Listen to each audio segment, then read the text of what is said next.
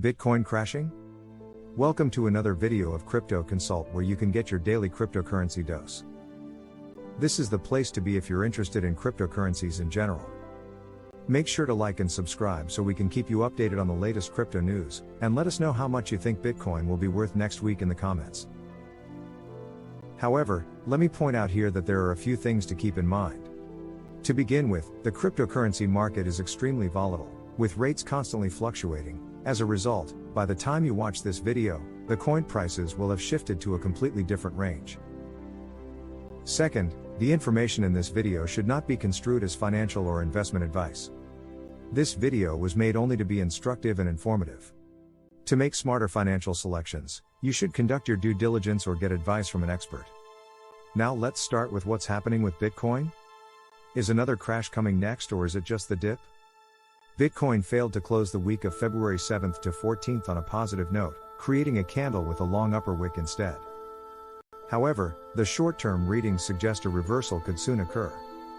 After creating a bullish candlestick during the week of Jan 31 February 6th, BTC decreased slightly the next week, creating a bearish candlestick with a very long upper wick. When measuring the entire downward movement, the $45,821 local BTC high is very close to the 0.382 Fib retracement resistance level at $46,700, which is also a horizontal resistance area. Therefore, it's likely to act as the main resistance level now. The daily chart shows that BTC was rejected by the 0.618 Fib retracement resistance level, red icon, when measuring the most recent portion of the downward move. This resistance is found at $44,900. Technical indicators are showing some bullish signs. This is especially visible in the RSI, which has moved above the 50 line.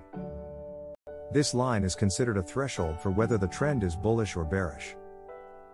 Similarly, the MACD is moving upwards but is not yet positive.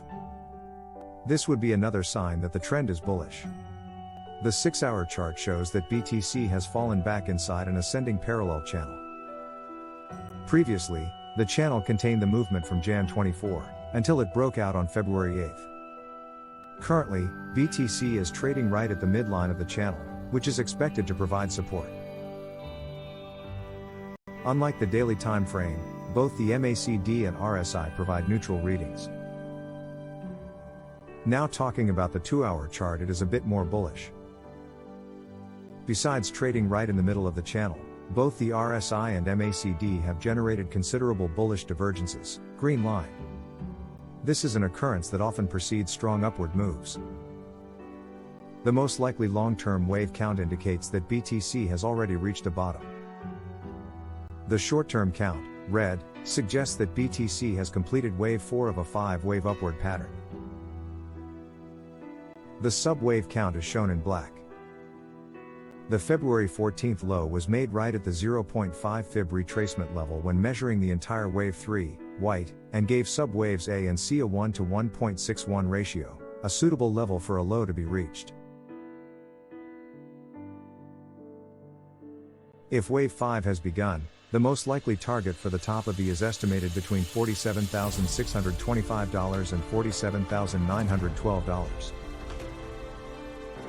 This range is found by projecting the length of wave 1 and using an external retracement on wave 4. After this, BTC could correct in the short/medium term. So this was all about technical analysis of whether BTC is going to crash or not.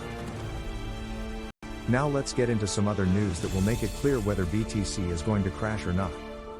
The news of Coinbase's Smart Super Bowl ad backfired horribly when the exchange's website became inundated with traffic, rendering it inaccessible to users.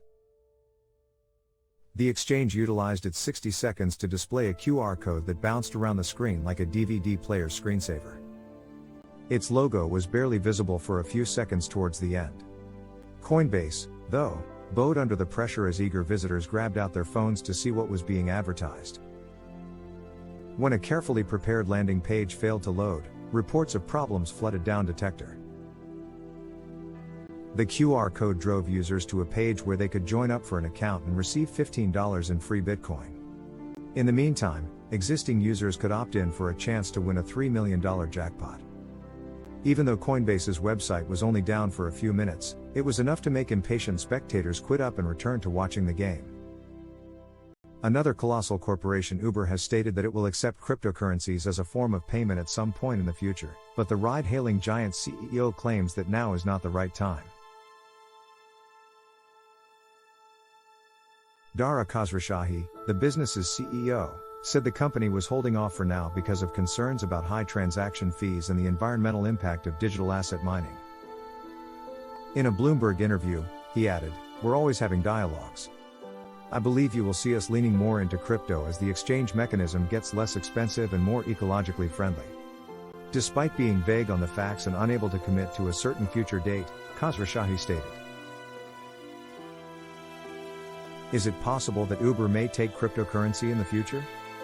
Without a doubt, at some point. This isn't the best place to start, but we'll get there. Uber's intention to back this up by purchasing Bitcoin to keep in reserve remains to be seen." The cryptocurrency usually rises in response to such announcements, as it did when Tesla bought BTC for $1.5 billion around this time last year. So, coming with the news of major companies started accepting Bitcoin, we can say that even if the crash comes, that will be temporary. As you can see, mass adoption is almost here. But on the other hand, another analyst firm, Sentiment, has its views. So let's find out what they have to say. According to on-chain analytics firm Sentiment, a rise in Bitcoin daily active addresses might be a positive sign for the Bitcoin price. Bitcoin, BTC, sellers became active after buyers failed to sustain a break above $45,000 twice in the previous week. Traders have already taken profits on the move, as Bitcoin hit a low of $41,570 on February 14th, but it has since risen somewhat to about $42,000.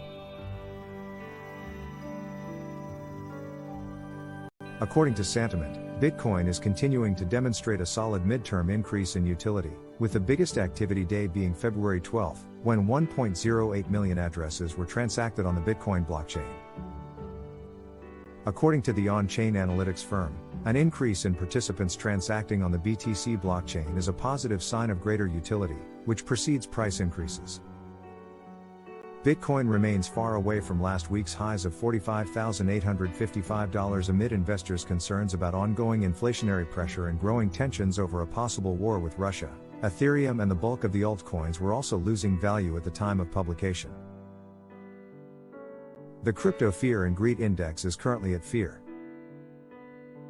The index, which uses a basket of factors to produce a nominal sentiment score from 0 to 100, measured 46, having recovered to the neutral zone earlier.